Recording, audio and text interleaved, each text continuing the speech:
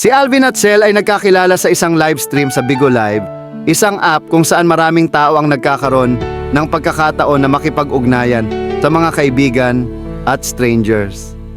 Si Alvin na taga Davao City ay naging regular na manonood ng mga live streams at napansin si Sel, isang girl na mula sa Maynila. Kahit na si Sel ay may jowa noong mga panahong iyon, nagkaroon siya ng mga problema sa relasyon, kaya't nagdesisyon siyang makipaghiwalay sa kanyang boyfriend. Dahil sa mga sama ng loob at pagiging bukas sa posibilidad ng isang bagong relasyon, nagsimula si Alvin na manligaw kay Sel.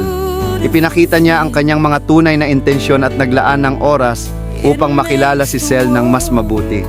Hindi nagtagal na gustuhan din ni Sel si Alvin dahil sa kanyang pagiging mabait, maasikaso at tapat.